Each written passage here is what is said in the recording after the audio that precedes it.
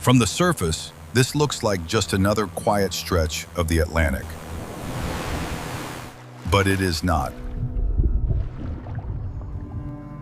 Beneath it lies a German World War II submarine the US Navy deliberately left untouched. Not because it was lost, but because recovering it could make things worse. This is German submarine U-869. Inside, torpedoes from the war remain sealed in their tubes, still loaded, still unstable. The war ended decades ago, so why was this submarine never recovered? And what happens if someone tries to bring it back now? By early 1945, the war beneath the Atlantic was already turning against German U-boats. Allied sonar had closed the gaps. Air patrols had shortened every patrol's lifespan. Each mission became a countdown. One of those submarines was German submarine U-869. According to official records, it never made it back. An Allied attack, depth charges, a confirmed kill. The report was filed. The submarine was declared lost. And the crew, more than 50 men, were written into history as casualties of the Atlantic. But there was something the reports never addressed. They focused on how the submarine was destroyed, not on what it was still carrying inside.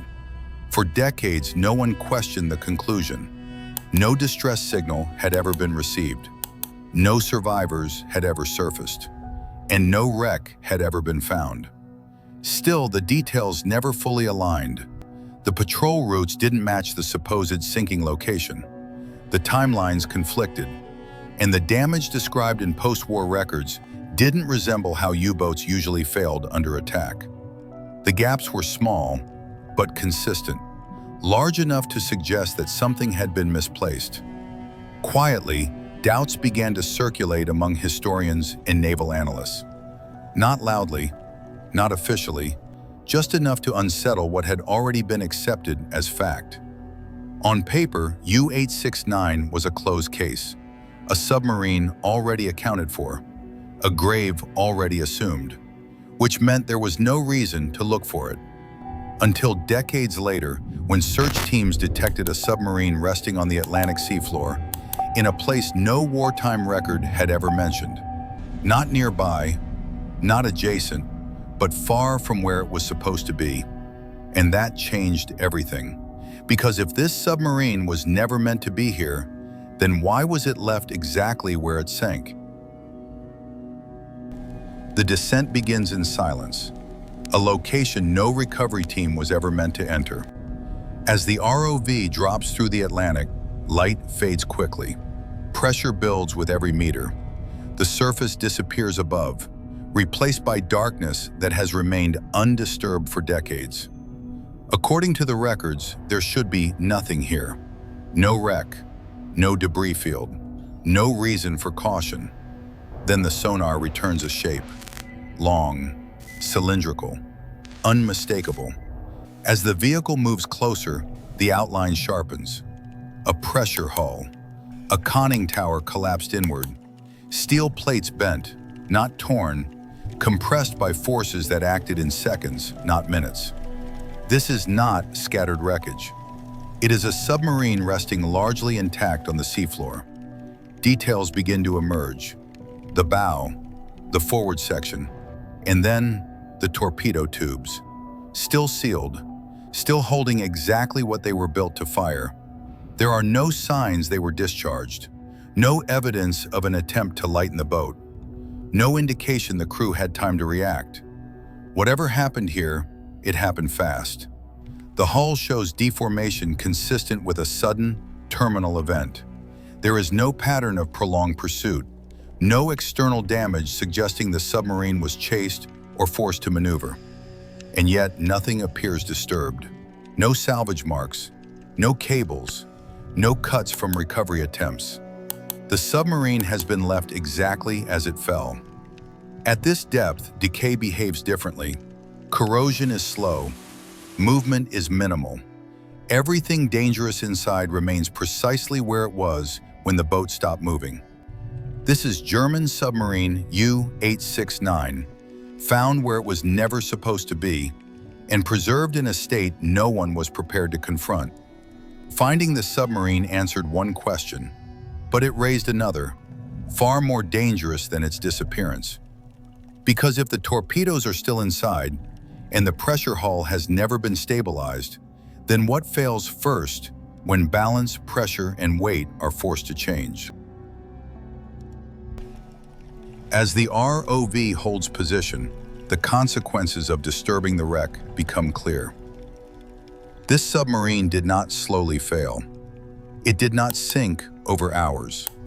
The damage suggests a sudden, overwhelming event, one that gave the crew no time to respond. Compartments remain sealed. Hatches are closed. Nothing inside appears rearranged by human hands. The torpedo tubes at the bow are still intact. No signs of launch. No evidence of jettisoned weapons. The submarine went down carrying everything it had when it was still on patrol. At this depth, pressure and cold have slowed time itself. Metal corrodes, but gradually. Movement is minimal. What was dangerous on the day it sank has not been neutralized, only preserved. Closer inspection reveals deformation along the pressure hull, not rupture, compression. The structure is no longer carrying weight the way it was designed to. It holds together because nothing has forced it to do otherwise. And then the camera drifts past something smaller. Near what was once a sleeping area, partially shielded from collapse, a single personal item remains visible. A metal identification tag, still attached to a chain, resting where its owner likely left it. No commentary follows. No explanation is offered. The artifact does not explain what happened here. It only confirms who was here when it did. This is German submarine U-869, exactly as it was when the Atlantic closed over it.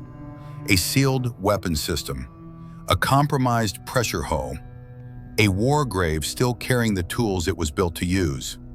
At this point, recovery stops being an archaeological question.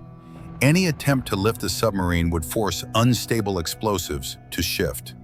It would place stress on a hull already holding itself together by balance alone. It would expose sealed compartments no one can safely open. The risk is no longer theoretical.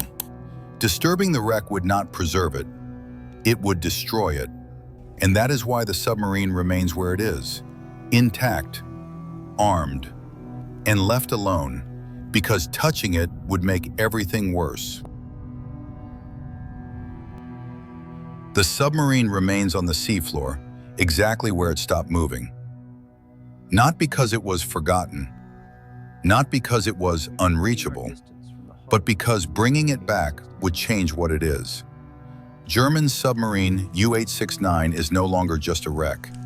It is a boundary, a line drawn between what can be studied and what should be left alone. Above it, the Atlantic moves on. Shipping lanes pass. Weather systems form and fade. But below, nothing has ended.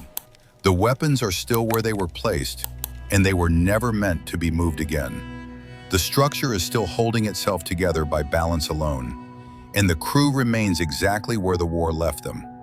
Recovery would not bring clarity. It would not restore history. It would only force something unfinished to collapse under its own weight. So the decision remains unchanged. The submarine stays where it is, armed, unrecovered, and deliberately untouched. Because some parts of the war did not end in 1945.